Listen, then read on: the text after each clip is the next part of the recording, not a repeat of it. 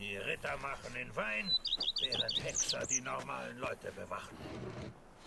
Tja, wer hätte es gedacht? Hier bei The Witcher 3 Blood and Wine ist alles möglich. Sogar, dass sein Hexer sein eigenes Anwesen hat, wa? Naja, es mag hier und da noch ein bisschen... Klein, aber wer würde seine Weine nicht kennen? Ja, ich zum Beispiel. Wie gesagt, ist alles noch ein bisschen in der Ausbauphase, aber wir kommen gut voran und damit natürlich mehr herzliches Willkommen zurück hier zum Let's Play. Gut, in der heutigen Folge habe ich jetzt mal natürlich mal die Hauptquest geplant, müssen da ein bisschen weitermachen, aber bevor wir jetzt zurück ist, marschieren erstmal das hier, die Sidequest Gesänge eines Ritterherzens. Tage sie vergehen, die Arbeit bleibt bestehen. Jo, ist eigentlich immer so. Arbeit gibt's immer. So, wo können wir... Ach du Scheiße, ach du Scheiße, ach du Scheiße, gibt's da so viel zu tun. Und ernsthaft gibt's nirgendwo Orte der Macht? Kann man kaum vorstellen. Oh, ist ja relativ in der Nähe. Mal hier hin zum Turniergelände. Ja, na die Gewinnkarte und so weiter. Ach, es gibt noch viel zu tun. Ist das nicht schön? Rasieren wieder mal? Nicht nötig. Haarschnitt bleibt sowieso immer der gleiche. Ich weiß auch, da können wir mal was Neues machen, aber die anderen Haarschnitte, die gefallen mir nicht so richtig. Kann man irgendwie etwas Lockeres, irgendwie etwas Sonniges? Ja, doch, wieso eigentlich nicht? Machen wir das nächste Mal, wenn wir das nächste Mal zum Friseur gehen. Hexer, ich habe ein Anliegen von höchster Dringlichkeit. Ich muss dich sprechen. Deswegen bin ich ja da. Was macht die Wunde? Geht es dir besser? Sie heilt vorzüglich. Aber ich versuche, Ärger erstmal aus dem Weg zu gehen. Um ehrlich zu sein, ich wollte dich deswegen sprechen. Soll ich für dich einspringen? Dir irgendwelchen Ärger abnehmen? Das könnte schon sein. Weißt du, da ist dieses Mädchen. Nein, eigentlich eine Dame. Ich fürchte, jemand hat sie verzaubert. Womöglich sogar verflucht. Oh mon Dieu! Übrigens, Geralt klingt immer noch so, als hätte er einen Trichter verschluckt. Oje, oje. Lass mich raten. Sie wurde plötzlich kühl, eingebildet und abweisend, obwohl sie am Abend zuvor noch mit dir geturtelt hat? Tss, Hexer, du scherzt. Doch die Sache ist ernst. Die fragliche Dame hat ihren Platz in meinem Herzen. Das will ich nicht leugnen. Ich fürchte, sie ist das Opfer böser Magie. Und ich weiß nicht, wer ihr helfen könnte. Naja, also die Stimme ist nicht so schlimm, also zumindest nicht so schlimm wie noch am Anfang von Blood and Wine, aber man hört es auch ein bisschen heraus. Warum glaubst du, dass sie verflucht ist? Ich bitte dich. Du musst alles, was ich sage, für dich behalten. Ich würde es nicht wagen, so indiskret zu sein, aber ich mache mir solche Sorgen. Vivienne meidet jede Gesellschaft. Sie ist das schönste Mädchen am Hof, aber sie hält sich alle Männer vom Leib. Daher verfiel ich auf eine List. List? Steht sowas einem Ritter an? In der Schlacht gewiss. Und ist nicht auch die Liebe eine Schlacht? Eines Abends hatte ich mich bei der Hütte ihrer Näherin versteckt. Als Vivienne herauskam, trat auch ich aus meinem Versteck und arrangierte einen sanften Zusammenstoß, worauf ich ihr meine Begleitung anbot. Sie willigte ein. Und zuerst war alles gut. Ich schlug einen hübscheren Weg vor. Wieder war sie einverstanden und es entspann sich sogar ein Gespräch, als wir uns ihrem Haus näherten. Und dann? Und dann begann sie plötzlich, mitten im Satz zu kreischen. Ich war wie erstarrt und blieb stehen. Sie errötete und rannte davon. Ich stellte ihr nicht nach. In der nächsten Zeit versuchte ich immer wieder, mich ihr zu nähern und zu erfahren, was geschehen war. Ich befürchtete, sie könne in Schwierigkeiten stecken. Ich merkte, dass sie oft zu den Wäldern ging. Auf einer Wiese bei einem Waldsee sah ich sie. Ich versuchte ihr zu folgen, aber sie entschlüpfte mir jedes Mal, als würde sie sich in Luft auflösen. Klingt schon ungewöhnlich. Was du da gehört hast, Vielleicht war sie einfach heiser. Würde ich es für möglich halten, dass dieses Geräusch natürlichen Ursprungs war, hätte ich niemals deine kostbare Zeit verschwendet. Ist dir sonst noch was Merkwürdiges aufgefallen? Weitere Symptome? Nein. Vivienne geht mir seit dieser ersten Begegnung immerfort aus dem Weg. Aber die Leute reden. Worüber? Darüber, wie verschlossen Vivienne ist. Und dass man sie nie mehr nach Einbruch der Dunkelheit sieht. Dass sie bisweilen wie vom Erdboden verschluckt ist. Daran kann ich nichts Ungewöhnliches finden. Jo, könnte alles Mögliche sein, wa? Erzähl mir mehr über Vivienne. Wer ist sie? Was weißt du über sie? Sie ist die Hofdame Anna Henriettas. Auch ihre Mutter war Hofdame, ihr Vater ein Ritter. Mehr weiß ich nicht, denn die Herzogin wird ungehalten, wann immer ich nach Vivienne frage, die ihre Zeit überwiegend im Palast verbringt. Doch wir haben Glück, denn sie ist heuer die Patronin des Turniers. So wird jedem Teilnehmer eine Audienz mit ihr gewährt. Es trifft sich schlecht, dass ich gar kein Teilnehmer bin. Da habe ich schon eine Lösung. Du nimmst meinen Platz im Turnier ein. Dann kannst du mit ihr sprechen. Ich habe mich sehr darauf gefreut, das Turnier zu gewinnen. Doch für Vivienne würde ich jedes Opfer bringen. Wie funktioniert das Turnier genau? Das ist die Veranstaltung des Jahres. Die Ritter strömen aus aller Welt herbei und wetteifern um den großen Preis. Und noch mehr um die Ehre natürlich. Es handelt sich um einen anspruchsvollen Test der Reit-, Schieß- und Fechtkünste. Ich habe mich schon qualifiziert und hatte große Hoffnungen auf den Sieg. Aber... Ja, ich verstehe. Für Vivienne tust du alles. Naja, unsere Schießkünste, ich weiß ja nicht so richtig mit der Armbrust, aber immer so meine Mühen. Das ist ein ungewöhnlicher Auftrag. Es kommt nicht alle Tage vor, dass ich an Turnieren teilnehmen muss. Das wird was kosten. Ich bin kein schwerreicher Mann. Aber natürlich sollst du einen gerechten Lohn erhalten. Was verlangst du?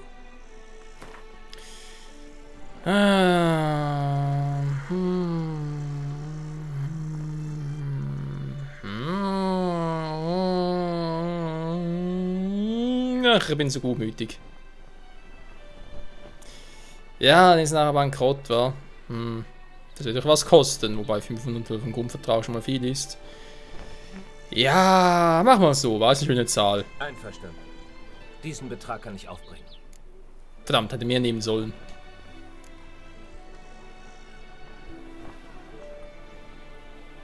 Na gut, ich kümmere mich darum. Du hast mich neugierig gemacht. Ich stehe für immer in deiner Schuld. Jetzt müssen wir dafür sorgen, dass du nicht ausscheidest, bevor du Vivienne getroffen hast. Was heißt das? Kannst du mir eine Kostprobe deiner Reit- und Schieß- und Fechtkünste geben? Und du musst die Turnierregeln lernen und wissen, wie du sie praktisch anwendest. Ich will deine Fertigkeiten damit nicht anzweifeln, aber jeder muss üben. Auch ein Hexer. Außerdem ist Turnier ja nicht gleich Turnier. Es ist nicht immer überall das Gleiche gefragt. Es geht vor allem um Rennen. Also, womit fangen wir an? Du hast die Wahl. Oh, ich glaube, die Quest wird länger dauern. Ich muss nicht üben. Reiten glaube ich eher weniger, aber wir können mal kurz testen. Plötze könnte mal wieder etwas Wind um die Nase vertragen. Komm mit. Ja, geh voraus. Das Rennen des Turniers hat andere Regeln als die üblichen. Man tritt nicht gegen Kontrahenten an. Wogegen denn sonst? Gegen die Zeit.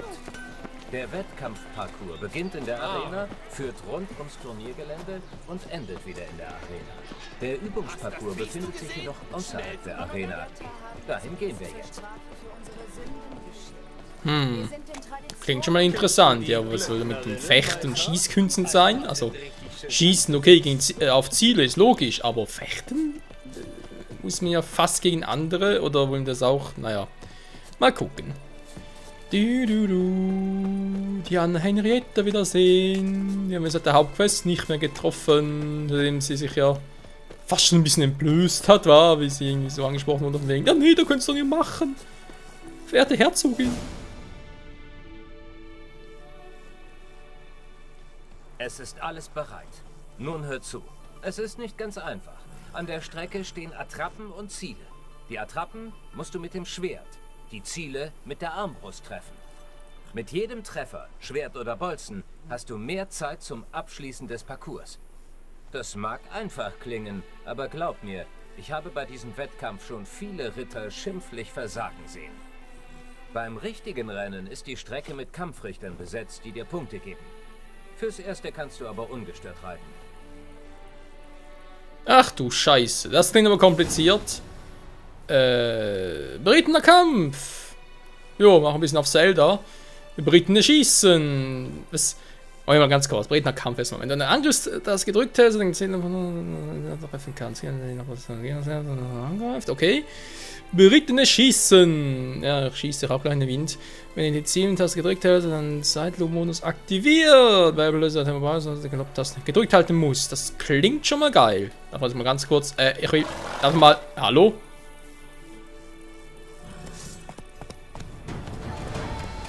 Okay, muss ich scheinbar nicht. Ich dachte gerade, ich irgendwie, naja.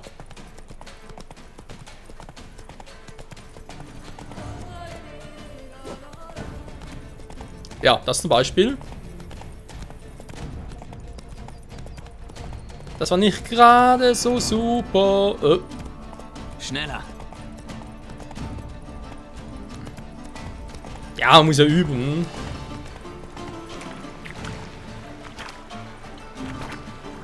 So, jetzt aber.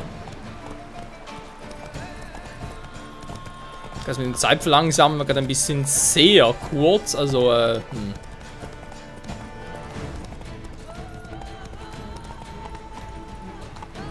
Dann, wo wir erzielen schon wieder.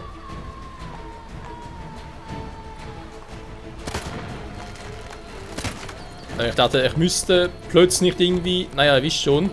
Hey, dachte. Ah, jetzt geht's. Hä? Vorhin ging's nicht. Seltsam.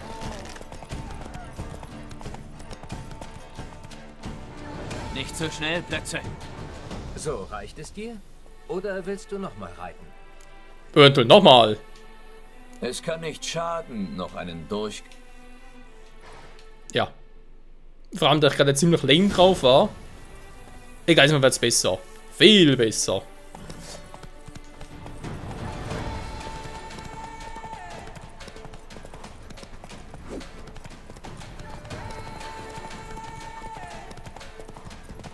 Hä? Haben wir getroffen? Stimmt doch gar nicht.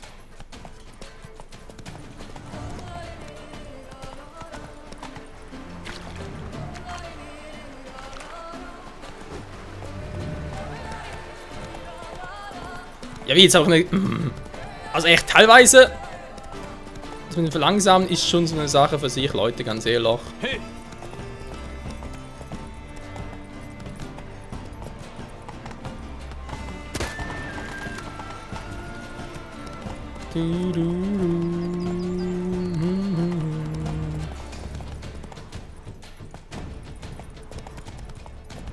Oh, aber fast. Mann, scheiße. Ah, ich hab's übersehen, sorry. So ist gut. Versuchst du es nochmal? Ich kann weitere Attrappen aufstellen. Natürlich. Es kann nicht schaden, noch... Ich bin Perfektionist. Meine Fresse, war das schlecht. Richtig.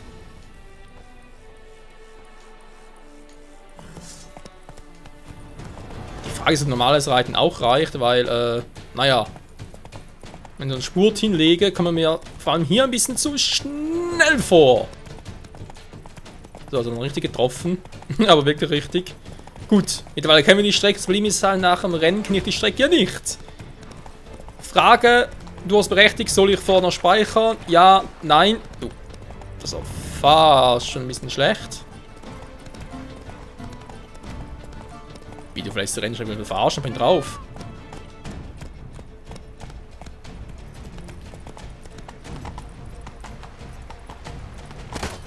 Nein! Mann, Gera! Ah! Das gibt's nicht. Was los? Die Musik hilft dabei auch nicht, die klingt so dramatisch. Sag mal, Mann, ist das Teil im Findloch? Gut, naja, das Prinzip habe ich ja verstanden. So, reicht es dir? Merken wir uns, wenn ich draufschlagen muss ich aber fast bis zur letzten Sekunde warten. Mit dem Zielen eher ein bisschen weiter zuvor, weil, naja, mit dem Controller irgendwie manövrieren, die Zielvorrichtung ist ein bisschen mühsam. Es reicht. Ich möchte mein Pferd. Und wohin jetzt? Warum nicht Klingen wirbeln, tänzeln und schwitzen? Also schön. Wir üben Einzelkampf zwischen Infanteristen. Jeder Ritter wählt seine Kampfmethode selbst. Reinfahren kämpft zum Beispiel immer mit der Hellebarde. Komm mit. Ja, können wir schon. Du kämpfst zusammen mit anderen Rittern. Der Kampf ist echten Scharmützel nachempfunden. Zum Schluss wird dein Platz auf dem Podium per Zweikampf bestimmt. Wie gerne hätte ich gegen die Besten gekämpft. Jetzt denke ich nur noch an Vivienne. Vermutlich ist es gut, dass du an meiner Stadt antrittst. Ich glaube, ich könnte mich einfach nicht konzentrieren. Glaube ich irgendwie auch. Ob wir wirklich besser sind. Naja, natürlich muss man Bestes geben. Ich meine, wir haben bereits bezahlt und... nee, haben wir gar nicht, stimmt. Aber wir kriegen fürstlichen Lohn, müssen wir dafür arbeiten, ist klar. Wir sind Hexer, wir arbeiten für Geld. Wie eigentlich alle. Beim Turnier wurde ein Ritter so hart getroffen, dass der Prügel in der Rüstung stecken blieb. Ein Haufen Schmiede hat den ganzen Tag versucht, das Panorama zugreifen, solange sie heiß sind. Wer ist heiß? In die Mitte des Übungsplatzes. Ein Ritter wird dich herausfordern. Armleuchter. Der Ritterkodex verlangt ein ständiges Verfeinern der Künste. Der es aus dem Leid errettet hat. Okay, und jetzt? Keine Gnade! Gerald, was war das gerade?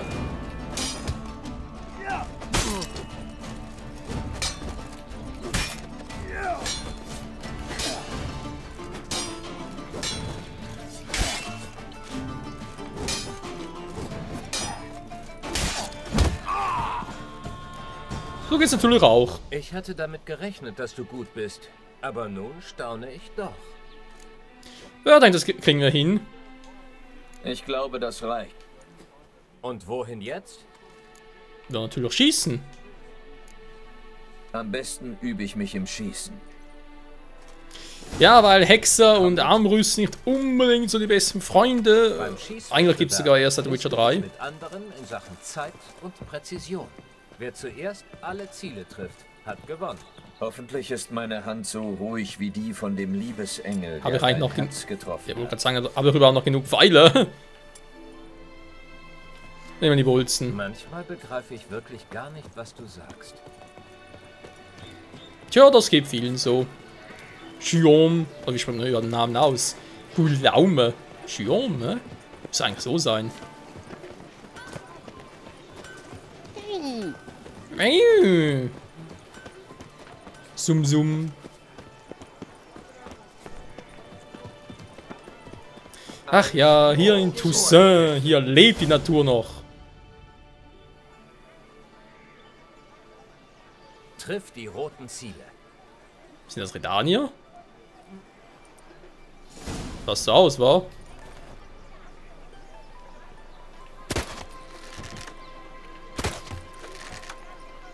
Na, so geht's um einiges besser.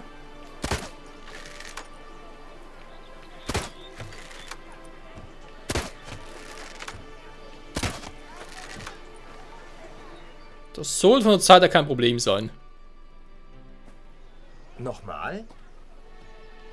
Nö. Starten wir durch. Genug geschossen. Jetzt geht's zum Anmeldezelt. Ruhm und Ehre sind gut und schön, aber der Papierkram muss stimmen. Natürlich, wie und je. Gut, ich denke mal, es ist Zeit vom Spiel. Kannst kurz verarschen spielen? Natürlich kann ich.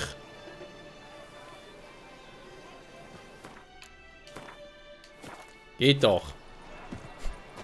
Ich will das Spiel vorschreiben, wenn ich speichern kann, war nicht. Ich glaube, es hackt.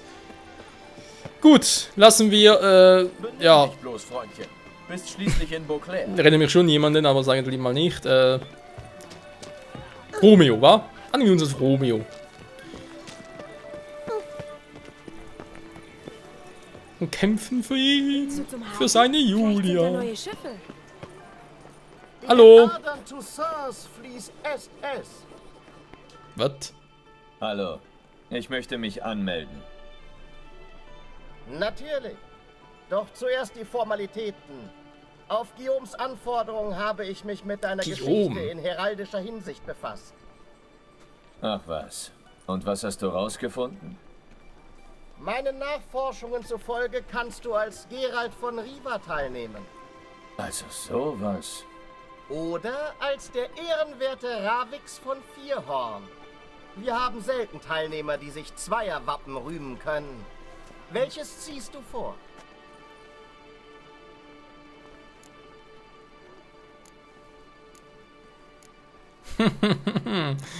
Ja, das ist eine gute Frage.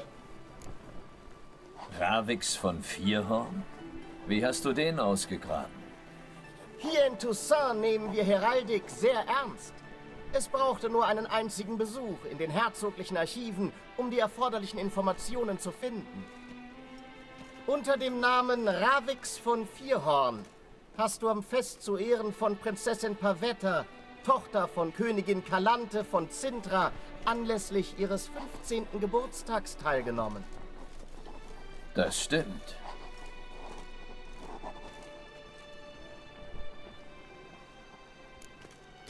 Ach ja, das ist schon lange, lange her, also noch vor Ciris Geburt, bevor die ganze Geschichte halt anfing, war allerdings im ersten Roman der Hexersaga. Und damals hat die auch noch ist zum ersten Mal überhaupt Dingsbums begegnet, den guten alten Duni. Aber auch das ist eine andere Geschichte. Ich wüsste gern, was du über Geralt von Riva so erfahren hast. Im Jahre 1267 wurde ein gewisser Geralt, Mitglied der Hexergilde, von Königin Mewe zum Ritter geschlagen. Er erhielt den Namen Geralt von Riva. Dies geschah als Ehrenbezeugung nach besonderen Verdiensten in der Schlacht um die Brücke über die Yaruga. Du wirst wohl wissen, von welcher Schlacht ich rede? Ja, die alten Zeiten. Kahir und ich führten eine Handvoll Nordlinge gegen ein nilfgaardisches Bataillon. Wir haben die Schlacht nur gewonnen, weil wir unbedingt über den Fluss mussten. Tja, deswegen ja auch das Wappen. Ach ja, das war die Zeit, wo er auf der Suche nach Ciri war und deswegen ging es irgendwie nach Toussaint, wo ich nicht mehr auswendig weiß, warum nach Toussaint. Ah doch, das gab irgendwelche Gerüchte, genau. Ja, und dann mit Kahir und dann traf er auch noch auf Milva und Regis und natürlich die gute, ich kann den Namen nicht mehr aussprechen. Nee, ich kann den Namen nicht mehr aussprechen, sorry. Ja, dann redet der Ravix um 4. Oh Mann, ey. Weißt du nie, wo davon halten würde, berühmt-berüchtigte Typ mit der weißen Flamme, der über die Grabhügel seiner Feinde tanzt, Ja, wir kennen ihn alle. Nach einem anderen Namen bekannt ist, der große Kaiser M hier von M-Reis, Aber ist egal. Nee, komm, als Geralt, komm on. Ich bin Geralt. Ich werde nicht unter falschem Namen kämpfen. Du magst nun den Schild mit deinem Wappen nehmen. Ich bin ein Hexer. Wir kämpfen nicht mit Schilden.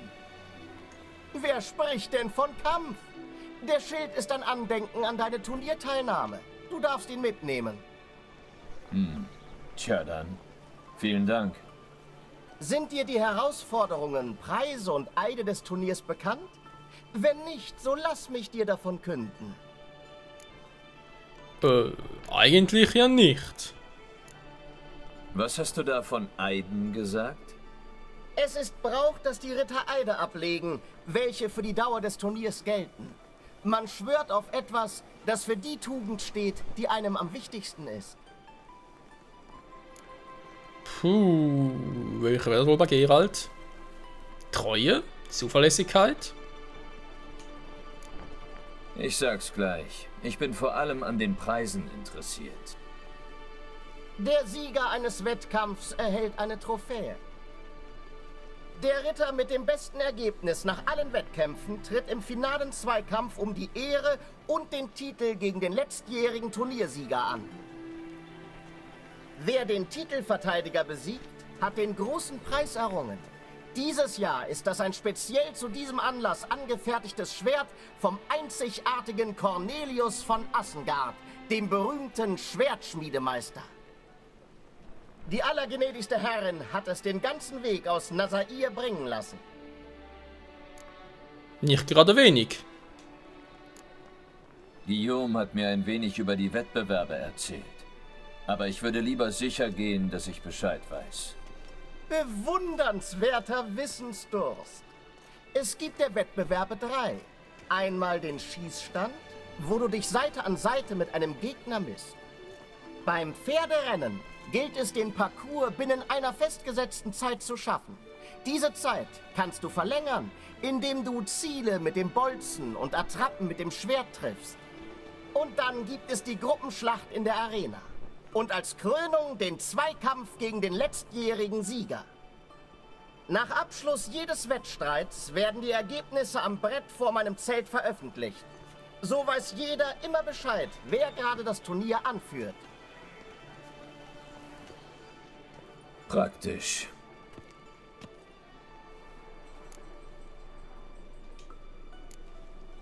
Ich glaube, jetzt weiß ich alles, was ich je über Ritterturniere wissen wollte. Trefflich. In diesem Fall musst du deinen Eid leisten. Worauf willst du schwören?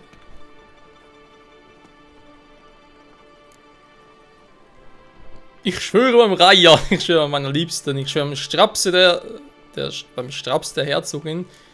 Ich schwöre lieber gar nicht. Das klingt alles nicht nach Geralt. Das gab noch kein Mensch ab. Das würde ich lieber nicht tun beim Reiher. Ja, wenn er um den kotzen muss, soll er doch. Ich will lieber gar nicht. Das würde die Turnierleitung sicher nicht sehr gerne sehen. Ach komm, weil wir es sind. Hm?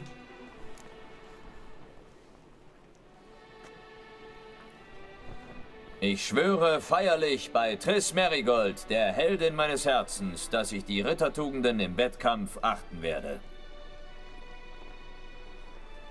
Mögen die Götter dir bei deinem ruhmreichen Unterfangen beistehen. Bitte unterzeichne hier und fülle diese Formulare aus. Mehr brauche ich von dir nicht. Nun wirst du mit angemessener Rüstung versehen, so wie von Guillaume arrangiert.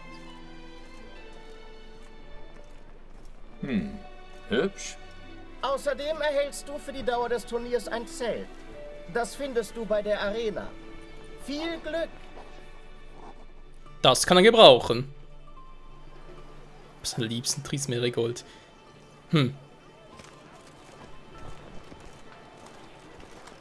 Steht ihm gar nicht.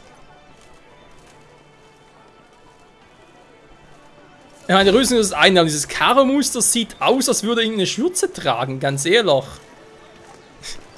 Die Rüstung selbst, ja, ich versuche mal zu kochen, ne? Ich bin Hexer, kann das nicht, kann irgendwas explodieren. Ja, ganz geil. Aber natürlich gerade Frage, er hat gerade bei Triss geschworen, klar, hätten wir uns Jennifer entschieden, wäre sie es gewesen. Aber, wofür würde er wohl schwören? Ich meine, also, die Option, da mit der Liebsten und so weiter, wäre die wohl gekommen, wenn wir das blutende Wein während des Hauptabenteuers zocken, weil da hat es von niemandem entschieden, sprich weder für Triss noch für Jennifer. Und natürlich, was so passieren, hätten wir uns beide entschieden. Ich meine, gut, die Ausgangslage da ist eine andere, aber trotzdem, was wäre wohl hier passiert? Dies und vieles mehr erfahren wir in der nächsten Episode von The Witcher 3 Blood and Wine. Ja, ich mache heute ein bisschen früher Schluss, also früher, was nur 20 Minuten. Nee, weil ich habe das Gefühl, wenn ich jetzt loslege, kann ich kaum noch speichern und dann geht eins nach dem anderen und daher, Entschuldigung. Daher würde man sagen, gucken wir uns alles weitere in der nächsten Episode an. Bis dahin, danke fürs Zusehen und ciao zusammen. Wie, wo was? Hallo? Hallo. Ja, hallo. Ciao. Wie unhöflich.